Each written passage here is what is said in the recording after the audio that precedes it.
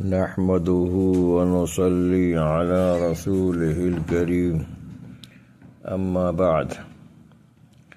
فقد قال الله تبارك وتعالى أعوذ بالله من الشيطان الرجيم بسم الله الرحمن الرحيم الذين آمنوا وتطمئن قلوبهم بذكر الله ألا بذكر الله تطمئن القلوب صدق اللہ العظیم۔ بزرگان محترم، دوستوں، بھائیوں اور ہماری ماں اور بہنوں، قرآن پاک کی یہ مختصر سی آیات کی میں نے آپ کے سامنے تلاوت کی ہے، جس میں اللہ جل شانہ ارشاد فرماتے ہیں کہ وہ لوگ ایسے ہیں جو اللہ پر ایمان لائے، وَتَطْمَئِنُّ قُلُوبُهُمْ بِذِكْرِ اللَّهِ، اور اللہ کے ذکر میں ایسی خاصیت ہے کہ ان کے دلوں کو اطمینان ہوتا ہے۔ پھر ارشاد فرمایا خبردار، آگاہ ہو جاؤ، متنبہ ہو جاؤ، اللہ کے ذکر سے، اللہ کے ذکر میں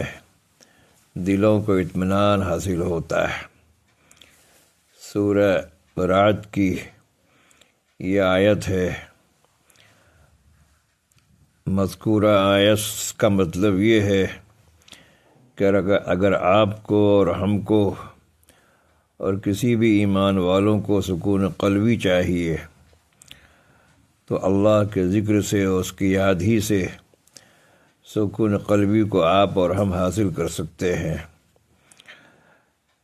کیونکہ جب بندہ اللہ تعالیٰ کا ذکر کرتا ہے تو اللہ تعالیٰ سے جڑ جاتا ہے، اللہ تعالیٰ سے تعلق قائم ہو جاتا ہے، اور جب اللہ تعالیٰ سے تعلق قائم ہو جاتا، چونکہ اللہ ہی تعالیٰ نفع نقصان کے مالک ہیں، اور کوئی شخص نہ نفع پہنچا سکتا ہے نہ نقصان پہنچا سکتا ہے، تو اللہ تبارک و تعالیٰ نے ہم کو اور آپ کو چونکہ اپنی عبادت کے لیے بھیجا ہے، ذکر کرنے کے لیے بھیجا ہے، تعلق قائم کرنے کے لیے بھیجا ہے، تو الحمدللہ جب اس میں بندہ لگا رہے گا، قرآن کی تلاوت میں، ذکر اللہ میں، تو اللہ جل شانہ جو ہے الحمدللہ جیسا کہ ارشاد فرمایا کہ اللہ کے ذکر میں، اللہ کی یاد میں دلوں کو اطمینان اور سکون حاصل ہوتا ہے۔ میں اپنے سارے دوستوں سے بھی کہنا چاہتا ہوں کہ ذکر اللہ کی پابندی کیجیے، قرآن کی تلاوت کی پابندی کیجیے۔ اس زمانے میں آپ تو شہر شہر گھومتے ہوں گے، بہت سے لوگ اپنے مسائل کو، اپنے بھائیوں کے مسائل کو جانتے ہوں گے۔ جہاں بھی دوستوں آپ نظر ڈالیں گے تو ہر جگہ آپ کو بے چینی، بے قراری اور پریشانی نظر آئے گی۔ امیر ہو تو پریشان ہے، غریب ہو تو پریشان ہے، حاکم ہو تو پریشان ہے، محکوم ہو تو پریشان ہے، جوان ہو تو پریشان ہے، بوڑھا ہو تو ہر پریشان ہے جی۔ اور اس کو سکون جسمانی چاہیے، سکون دنیاویہ چاہیے، مکان عمدہ مل جائے، ایئر کنڈیشن حاصل ہو جائے، ایئر کنڈیشن والا مکان ہو، ایئر کنڈیشن والی گاڑی ہو۔ ظاہر بات ہے یہ آپ کے قلبی سکون کا ذریعہ نہیں ہے جی۔ قلبی سکون کا ذریعہ جو ہے وہ اللہ کا ذکر ہے، قرآن کی تلاوت ہے، اللہ جل شانہ کی طرف انابت ہے۔ اس لیے ابھی اگر آپ دیکھیں دنیا داروں کو، پیسے والوں کو، یا انسانوں کو، عام انسانوں کو، تو حالانکہ ایسے بھی لوگ ہیں کہ عیش و آرام کے سارے اسباب موجود ہیں، مال دولت کی بھی خوب زیادتی ہے، اور اللہ جل شانہ نے ان کو ہر چیز سے الحمدللہ غنی کر رکھا ہے، مگر اندرونی حالت ان سے پوچھیے، قلبی حالت ان کو پوچھیے کہ سکون قلبی تم کو حاصل ہے، تو دنیاوی دولت والے یہی کہیں گے کہ ہمارے پاس جو ہے ہمارے دل کے اندر بے قراری ہے، بے چینی ہے اور پریشانی ہے اور سکون نہیں ہے، سکون قلب حاصل نہیں ہے۔ تو فحض مادی اسباب کے ہونے سے،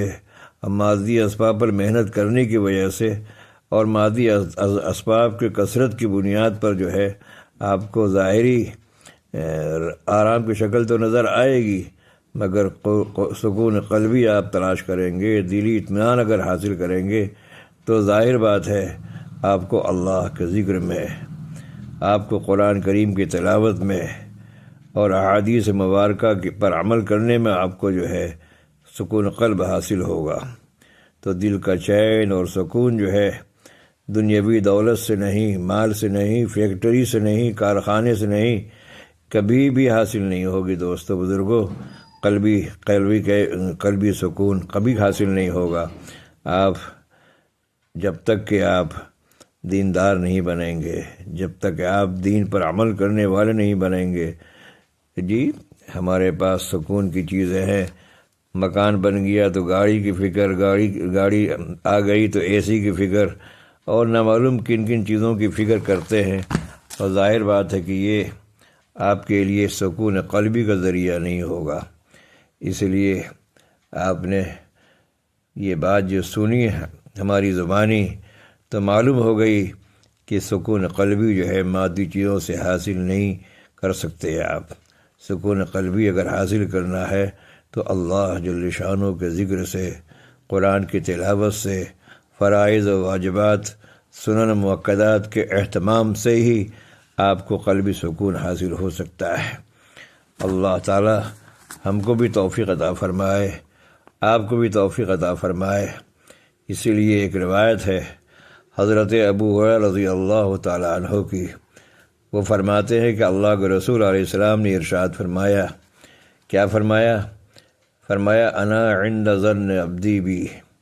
میں اپنے بندوں کے گمان کے ساتھ ہی معاملہ کرتا ہوں،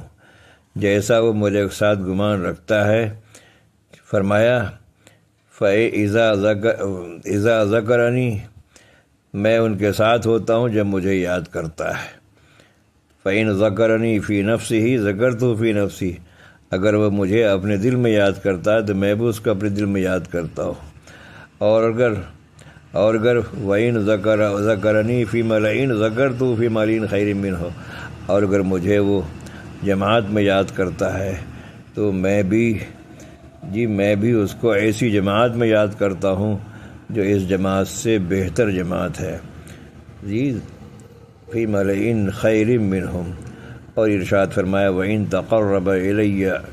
شِبْرًا تقربت إِلَيْهِ ذراعًا